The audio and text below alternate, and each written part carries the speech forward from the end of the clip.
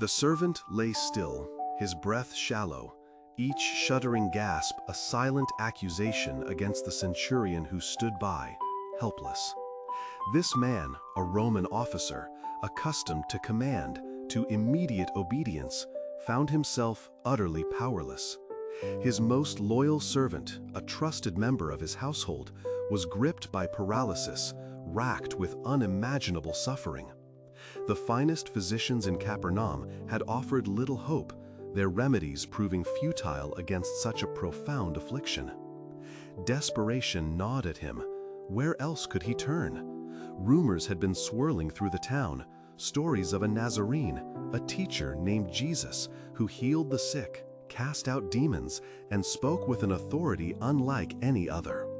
It was audacious, perhaps even foolish, for a Roman centurion, a man of power and standing, to seek out a wandering Jewish rabbi. Yet the anguish in his home outweighed his pride. So he went. He found Jesus, perhaps amidst a crowd, teaching near the shore of Galilee, or walking through the bustling streets of Capernaum. The centurion, leaving behind his usual retinue of soldiers, approached Jesus with a humility that belied his rank. His uniform, a symbol of Rome's dominion, seemed to fade against the backdrop of his urgent, personal plea. "Lord," he began, his voice earnest, "my servant lies at home, paralyzed, suffering terribly." There was no demand, no expectation of special treatment, only a quiet, desperate appeal for mercy. Jesus, ever compassionate, did not hesitate. "I will go," he responded, his words carrying a gentle authority. Now, this was a truly remarkable offer. For a Jewish teacher to willingly enter the home of a Gentile, a Roman officer no less, was culturally unexpected, even controversial for some. Yet the centurion's faith, forged in the crucible of his servant's suffering, saw beyond these distinctions. He understood something profound about Jesus' power, something that most in Israel had yet to grasp. He quickly interjected, "Lord, I do not deserve to have you come under my roof, but just say the word, and my servant will be healed." Pause for a moment and consider the immense weight of these words. This wasn't a casual request. This was a man, accustomed to a world of visible power and direct action, declaring his absolute conviction in an invisible, spoken command. He didn't need Jesus' physical presence, he simply needed his word. And why this audacious trust? The centurion explained, drawing from his own experience of authority. "For I myself am a man under authority, with soldiers under me. I tell this one, 'Go,' and he goes, and that one, 'Come,' and he comes. I say to my servant, 'Do this,' and he does it." He continued, "I know that you too are a man of authority. You don't need to physically be there. You just need to speak, and it will be done." He understood that Jesus operated on a different plane, one where his word carried the weight of divine command, transcending physical distance and earthly limitations. He recognized in Jesus an authority not merely human, but cosmic. When Jesus heard this, he was amazed. The Gospels rarely use such a strong term for Jesus' reaction. He wasn't just pleased, he was astonished.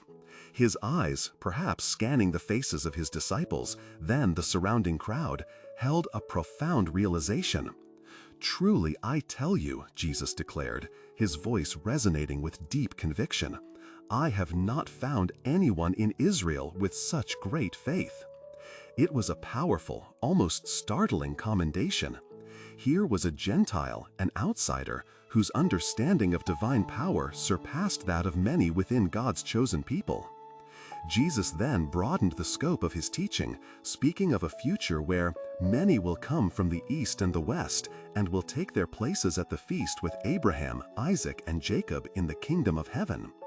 This was a prophetic glimpse into the inclusion of Gentiles into God's kingdom, a truth powerfully illustrated by the centurion's faith. And then, turning back to the centurion, Jesus simply said, "Go, let it be done just as you believed it would." That very hour, as the centurion made his way back home, his servant was healed. The fever broke, the paralysis lifted, the suffering ceased. The quiet, unspoken word of Christ, traveling across distance and circumstances, had brought complete restoration. The story of the centurion's faith is a powerful echo through the ages. It encourages us to look beyond what we can see, beyond what seems probable, and to trust fully in the unseen yet utterly authoritative word of Christ. The centurion didn't ask for a complicated ritual or a long prayer or even a personal touch.